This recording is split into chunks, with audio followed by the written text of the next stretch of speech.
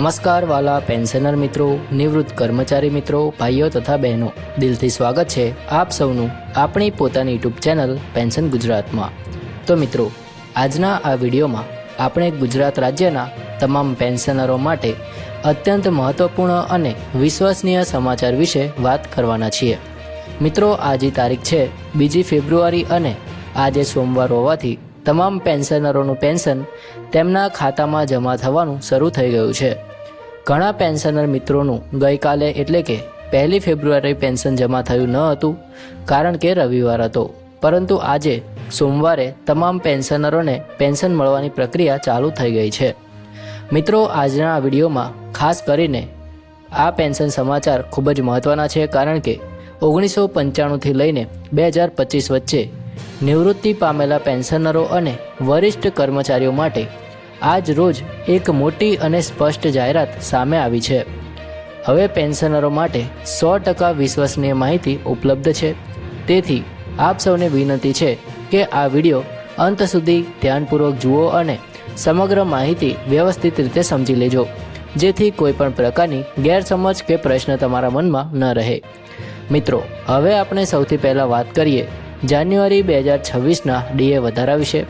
તો જાન્યુઆરી 2026થી મોંઘવારી ભથ્થું અને મોંઘવારી રાહત વધારીને 60% કરવામાં આવી છે। આ નિર્ણયથી કેન્દ્ર સરકારના લાખો કર્મચારીઓ અને પેન્શનરો માટે નાણાકીય દૃષ્ટિકોણે એક મહત્વપૂર્ણ ફેરફાર જોવા મળી રહ્યો છે। આજના સમયમાં જ્યારે ખાદ્ય પદાર્થોના ભાવ, શાળાની ફી, તબીબી ખર્ચ અને ઈંધણના ખર્ચના કારણે ઘરગથ્થુ બજેટ પર ભારે દબાણ છે, ત્યારે આ ડીએ વધારો માત્ર એક નીતિ અપડેટ નથી, પરંતુ ફુગાવાના દબાણને સ્વીકારતો એક મહત્વપૂર્ણ સંકેત પણ છે। મિત્રો, નિશ્ચિત આવક પર જીવતા પરિવારો માટે માસિક આવકમાં થતો આ નાનો વધારો પણ સંતુલિત સ્થાપિત કરવામાં મદદરૂપ બને છે। જાન્યુઆરી 2026નો ડીએ વધારો 7મા કેન્દ્રીય પગાર પંચથી શરૂ થયેલી લાંબી પ્રક્રિયાનો એક મહત્વપૂર્ણ ભાગ છે, જેમાં પગાર સુધારાને સીધા ફુગાવા આંકડાઓ સાથે જોડવામાં આવ્યા છે। મિત્રો, આ કારણે ડીએ આજે પગારદાર કર્મચારીઓ અને પેન્શનરો માટે સૌથી મહત્વપૂર્ણ આર્થિક સુરક્ષા તરીકે ઉભરી આવ્યો છે। મિત્રો, હવે આપણે વાત કરીએ કે ડીએ 60% સુધી કેમ પહોંચ્યો તેના વિશે। તો મિત્રો, આ વધારો કોઈ એક રાતમાં નથી થયો, પરંતુ all India consumer price index four industrial workers દ્વારા એટલે કે ICPIW દ્વારા છેલ્લા ઘણા મહિનાઓથી નોંધાયેલા સ્થિર ફુગાવાનું આ પરિણામ છે। આ ઇન્ડેક્સ રોજિંદી જીવનની જરૂરી ચીજવસ્તુઓ જેવી કે શાકભાજી, રસોઈ ગેસ, પરિવહન અને આરોગ્ય સેવાઓના ખર્ચને ધ્યાનમાં લે છે। જ્યારે આ ખર્ચ સતત વધે છે, ત્યારે ડીએમાં સુધારો કે સુધારાત્મક મિકેનિઝમ તરીકે કાર્ય કરે છે। મિત્રો, મહામારી પછીના વર્ષોમાં ફુગાવો અસમાન રહ્યો છે, પરંતુ સતત રહ્યો છે। ઘણીવાર આંકડાઓ સ્થિર દેખાય છે, પરંતુ વાસ્તવિક ઘરગથ્થુ ખર્ચ એક અલગ જ હકીકત દર્શાવે છે। અર્થશાસ્ત્રીઓના મતે ડીએ 60% સુધી પહોંચવું એ અચાનક વધારો નથી, પરંતુ લાંબા સમયથી સચવાતા ભાવ દબાણનું પ્રતિબિંબ છે। આ સિસ્ટમ એવી રીતે ડિઝાઇન કરવામાં આવી છે કે ભથ્થું ધીમે ધીમે ફુગાવાની અસરને શોષી લે છે, જેથી વધારો નાનો લાગે છે છતાં પણ મહત્વપૂર્ણ રહે છે। મિત્રો, હવે જોઈએ કે જાન્યુઆરી 2026ના ડીએ વધારાનો ફાયદો કોને મળે છે। તો આ વધારાનો સીધો લાભ કેન્દ્ર સરકારના કર્મચારીઓ અને વર્તમાન પગાર માળખા હેઠળ આવરી લેવામાં આવેલા પેન્શનરોને મળે છે। કર્મચારીઓ માટે આ ભથ્થું મૂળભૂત પગાર પર લાગુ પડે છે, જેના કારણે તેમની માસિક આવકમાં વધારો થાય છે। ખાસ કરીને નીચલા અને મધ્યમ સ્તરના કર્મચારીઓ માટે આ વધારો વધુ મહત્ત્વનો બને છે, કારણ કે તેમની આવકનો મોટો હિસ્સો આવશ્યક ચીજવસ્તુઓ પર ખર્ચ થાય છે। મિત્રો, પેન્શનરો માટે આ વધારો વધુ સંવેદનશીલ બને છે, કારણ કે આવક વધારવાના વિકલ્પો મર્યાદિત હોય છે। વધતી કિંમતો તેમની ખરીદ શક્તિને ધીમે ધીમે ઘટાડે છે। મોંઘવારી રાહત પેન્શનરો માટે જીવનરેખા સમાન છે, જે પેન્શનનું વાસ્તવિક મૂલ્ય જાળવી રાખવામાં મદદ કરે છે। નિવૃત્ત શિક્ષકો, રેલવે કર્મચારીઓ અને સંરક્ષણ ક્ષેત્રના નિવૃત્ત કર્મચારીઓ જણાવે છે કે ડીએમાં થયેલા ફેરફારથી તેઓ આરોગ્ય સંબંધિત ખર્ચ સરળતાથી સંભાળી શકે છે। મિત્રો, ડીએ સિસ્ટમની એક મહત્વપૂર્ણ શક્તિ એ છે કે તે નાણાકીય આયોજનમાં આગાહી કરવાની ક્ષમતા આપે છે. વર્ષમાં 2 વખત જાન્યુઆરી અને જુલાઈમાં ડીએ સુધારાની જાહેરાત થાય છે. આ નિયમિત ચક્રના કારણે પરિવારો લોનની ચૂકવણી, શિક્ષણ ખર્ચ અને વીમા પ્રીમિયમ જેવી બાબતોનું આયોજન સરળતાથી કરી શકે છે.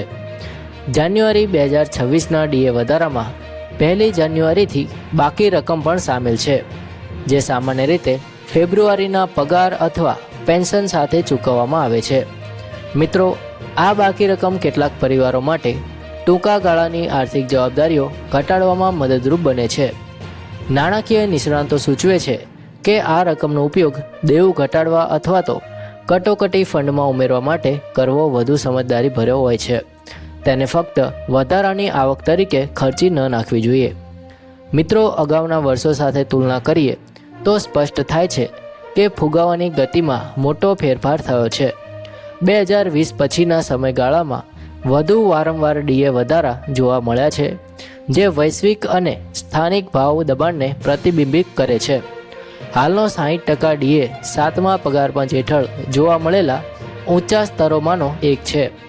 ઇતિહાસમાં એવું જોવા મળ્યું છે કે ઊંચા ડીએ સ્તર પગાર માળખાની સમીક્ષા માટે ચર્ચાઓને વેગ આપે છે. મિત્રો, હાલનો ડીએ દર 2026ના પહેલા 6 મહિનાઓ માટે જ લાગુ રહેશે. જુલાઈથી ડિસેમ્બર માટેનો આગામી સુધારો નવા ફુગાવાના આંકડાઓ પર આધારિત રહેશે. જો કિંમતો વધતી રહેશે તો ફરી વધારો શક્ય છે, અને જો ફુગાવો ઘટે તો ડીએ યથાવત રહી શકે છે. આ અનિશ્ચિતતા વચ્ચે કર્મચારીઓ અને નીતિ નિર્માતાઓ બંને CPI-IWના આંકડાઓ પર નજીકથી નજર રાખી રહ્યા છે. તો મિત્રો, આ પણ સમજવું જરૂરી છે કે હાલનો ડીએ દર માત્ર 2026ના પહેલા 6 મહિનાઓ માટે લાગુ રહેશે. જુલાઈથી ડિસેમ્બર 2026 માટેનો આગામી નિર્ણય ફરીથી નવા ફુગાવાના આંકડાઓ પર આધારિત રહેશે. જો આવનારા મહિનાઓમાં કિંમતોમાં વધારો ચાલુ રહે છે તો ડીએમાં આગળ ફરી સુધારો થવાની શક્યતા રહેશે, અને જો ફુગાવો નિયંત્રણમાં આવે તો દર યથાવત રાખવામાં આવી શકે છે. મિત્રો, સારાંશ રૂપે કહીએ તો જાન્યુઆરી 2026નો ડીએ વધારો સરકારી કર્મચારીઓ અને પેન્શનરો માટે એક નાણાકીય સુરક્ષા કવચ તરીકે કાર્ય કરી શકે છે. આ વ્યવસ્થા ફુગાવાની અસરને સંપૂર્ણપણે દૂર ન કરી શકે, પરંતુ તે આવક અને ખર્ચ વચ્ચેનું સંતુલન જાળવી રાખવામાં મહત્વપૂર્ણ ભૂમિકા ભજવે છે. આજની પરિસ્થિતિમાં આ ડીએ માળખું પેન્શનરો અને કર્મચારીઓ માટે સ્થિરતા અને વિશ્વસનીયતા પ્રદાન કરતું મહત્વપૂર્ણ સાધન બની રહ્યું છે.